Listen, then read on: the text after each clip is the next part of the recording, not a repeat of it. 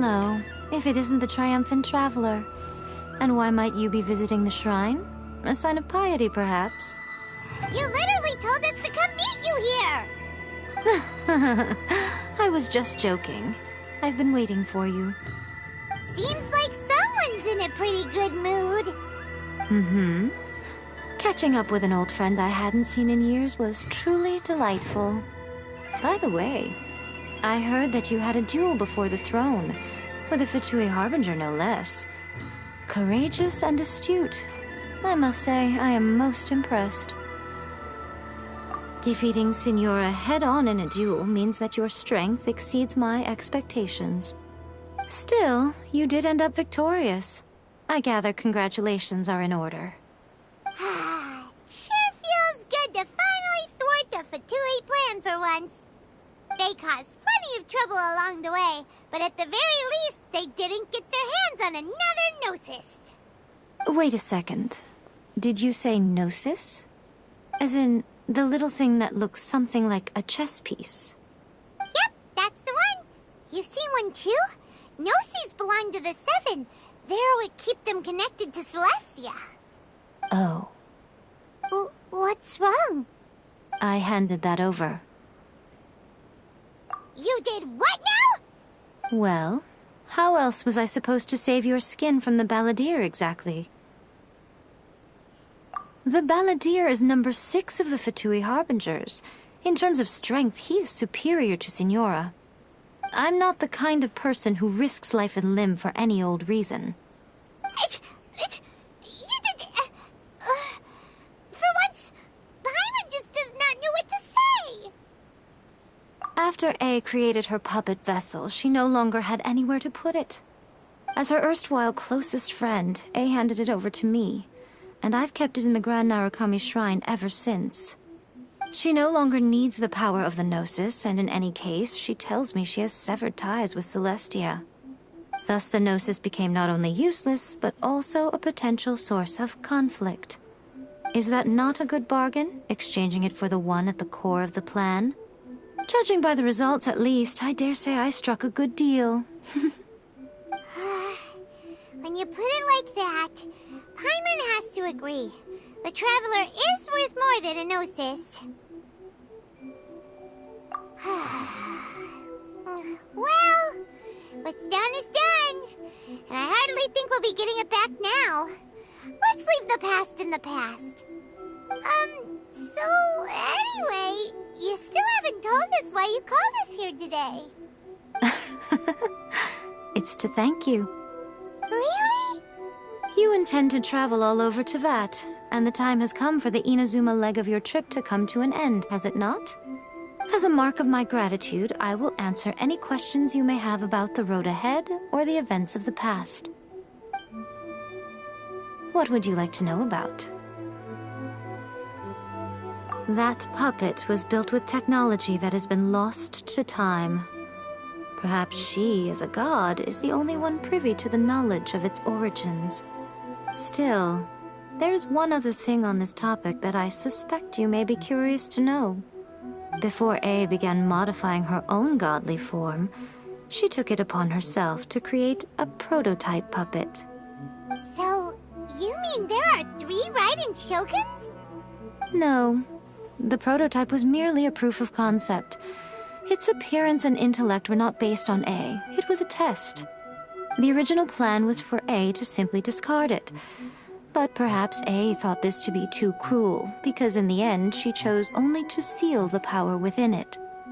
Later, this puppet wandered Inazuma as an ordinary human male with his own consciousness, until the Fatui took an interest in him. Ugh! Not the Fatui! Some eccentric geniuses in the ranks of the Fatui made adjustments to the prototype, not only unsealing his power, but very likely rendering him even more formidable than his original specifications. The object of divine creation is now the one who has taken possession of the Gnosis, and the prototype puppet is now known as the Balladeer. What a crazy story!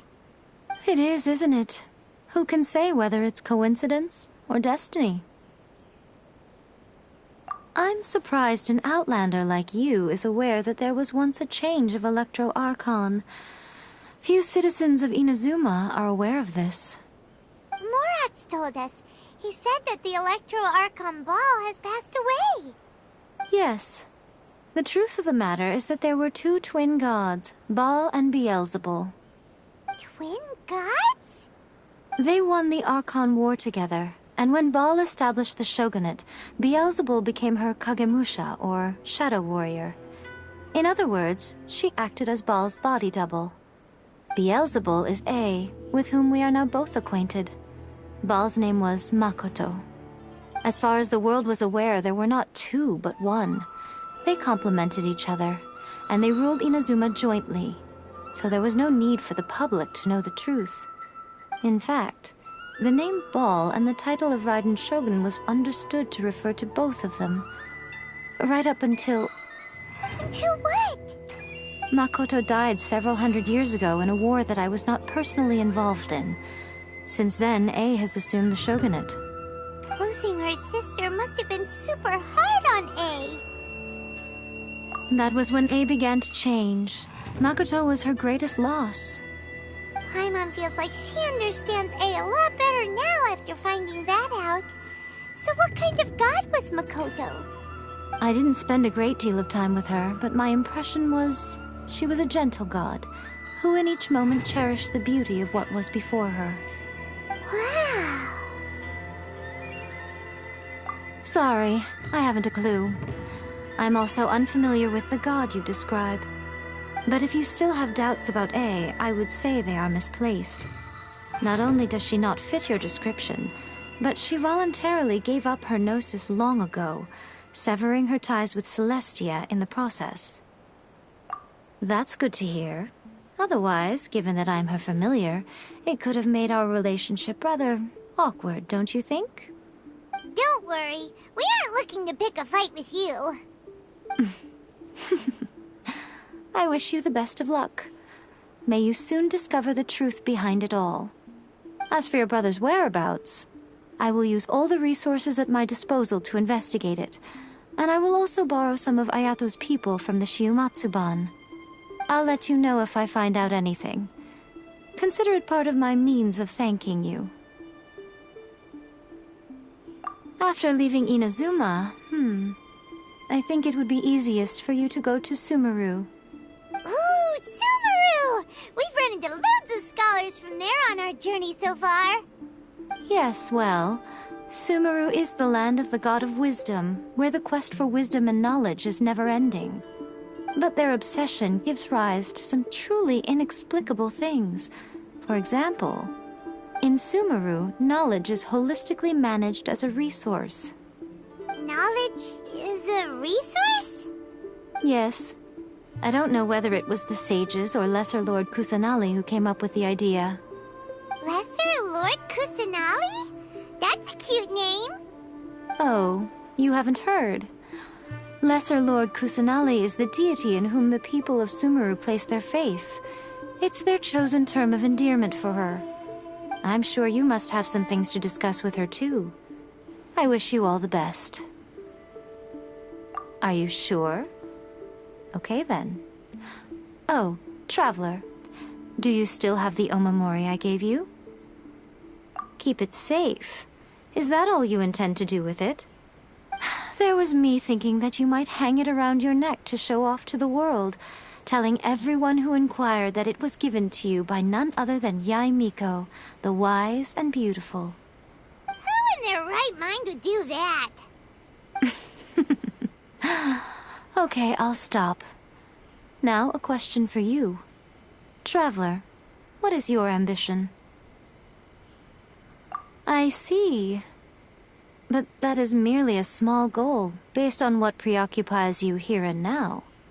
Your ambition should be something that transcends the world below and the starry sky above.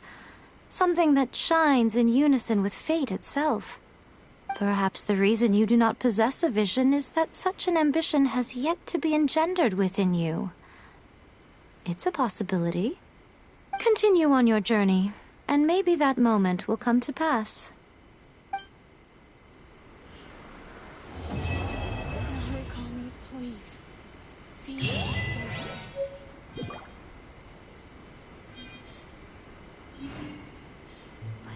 section of the electro